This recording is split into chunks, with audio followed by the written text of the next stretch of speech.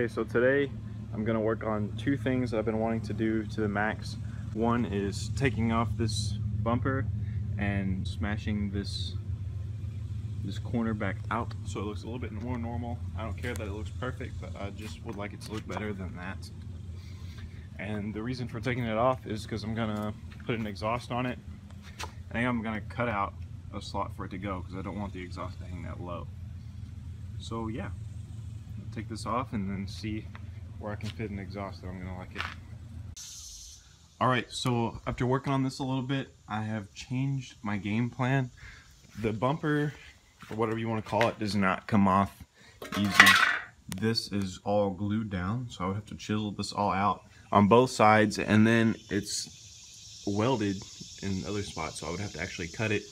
And honestly, it's not going to be a show truck. It's not really worth my time in my opinion, and I have a better idea. So this is the license plate that came off the Eclipse, and I'm going to turn it around because obviously I don't want to put it like this, you know, because I don't need trouble with the law. I'm going to turn it around and I'm going to curve it to match the way the corner of the truck should look, and that's going to look fine. And I'll hammer this lip down here out a little bit so it matches that one at least a little bit closer, and I think that's going to do it. I think I'm going to like that a lot, and it's a lot easier. And you know, I tried to get underneath and to bash this out from the inside, and it's just not working. It's too much crap in the way. I'd have to take the whole bed off, and I'm not going to do that right now. So yeah, that's the game plan.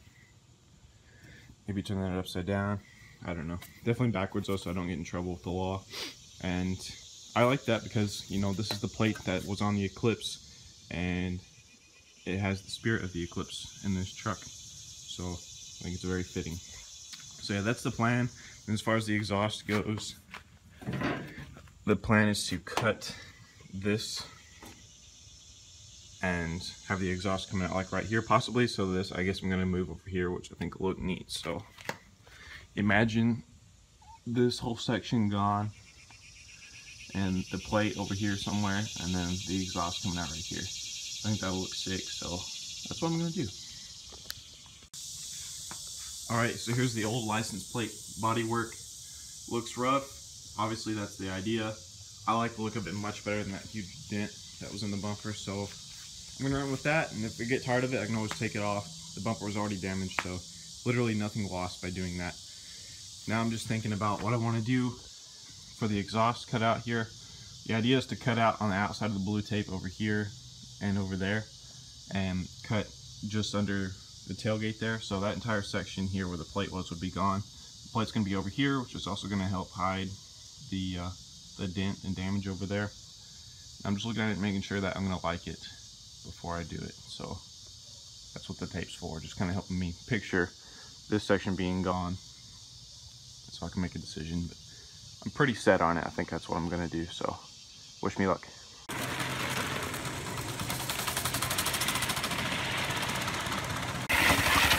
Go in a circle.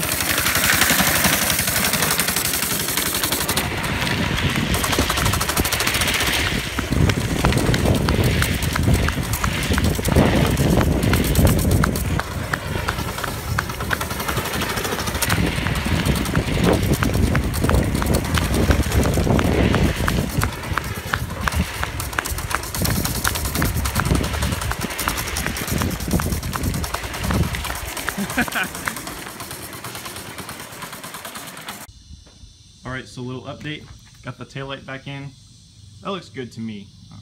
Of course, it's kind of janky, but it matches the truck. I think it looks good. I'm happy with it. And I also got the gap cut in the back of the truck. It looks good to me. I mean, yeah, it's kind of janky also, but I think it suits the truck. I'm liking the way it looks. And now we've got that license plate there, and then the plate goes here. I like the offset look, and also hide some of the damage on the bumper there. So now I just need to move the wires for this light, the lights of the license plate. I have gotten pulled over for not having this, so I definitely need to be sure and mount it. And I already checked, the tailgate does clear it when it drops down, so there's just a couple wires there that you have to extend over to make it work. So that'll be pretty easy. And then we'll start working on the exhaust. The current exhaust just ends right there, and I want to make it where it comes all the way out. And I've actually already been working on it and have a combination of new 3-inch pipe and the stuff that came off the Eclipse, and they're going to attach with a band clamp so I can still take the exhaust off easily. And yeah, so these are all tacked up and mocked up, and I just need to get everything together, weld them down, and then make a couple hangers, and the exhaust will be done. So here's the exhaust, all tacked up and whatnot. I'm already tested it, and it tested it good, so I'm gonna lay down the beads so we can throw this thing on. Okay, so now I'm working on putting in the tack and the amp gauge. So for the tack, you'll just have 4 wires, black for ground, white for illumination, red for constant power, and then the green is the tack signal wire, so you just have to look up which wire that is coming off your ECU. And then for the amp gauge, literally you just get a switched ignition power and a ground, and that's it. And you can use that to tell, you know, if your battery's dead, whatever. When you get a tack, make sure you get the right one.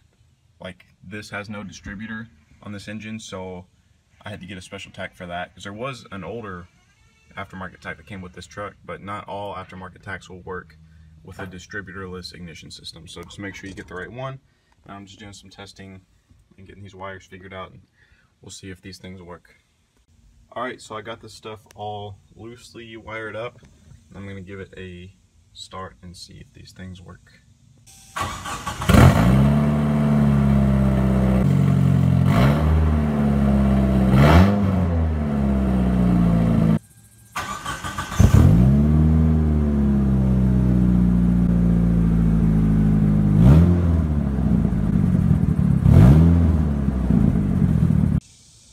Alright, so I got the exhaust all finished and welded up. Looks pretty great. I'm really happy with it. Had to weld some hangers on there and rig it just a little bit with a hanger, you know, a hose clamp and a zip tie, but I don't think they'll get hot enough to break. So, and if they do, it doesn't fall the way. The zip tie is really just pulling it away from the bumper a little, so I think it'll hold up. It's pretty sturdy. Alright, so here's where we're at with the interior. I got the tack in and it works, kind of. It's probably the best way I can describe it. I'll show you what I mean in a minute. The horn I got wired in, so now I can honk at people and pass inspections. They actually didn't test me at that inspection for this truck, but I'd rather have a horn. It's easy to put in, so I did that. And the volt gauge was actually an amp gauge. Huge difference in what I want is a volt gauge, so I'll order one on eBay, but in the meantime it's not really necessary. It's just something I'd like to have. So in the meantime, let me show you what I mean about the tack.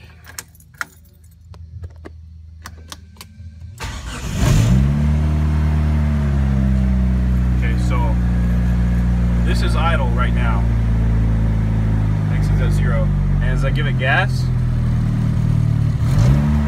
it does rise. I don't want to give it too much.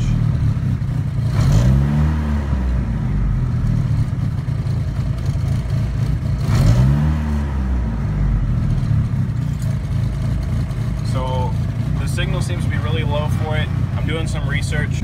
In the meantime, I'm just going to rock it and see what it's doing, figure out if it looks like I'm getting half a signal or what the problem is. So yeah, all the other gauges work. You know, that's tack is just a nice thing to have, really. It's not super necessary like a temp gauge or a boost gauge on a boosted car.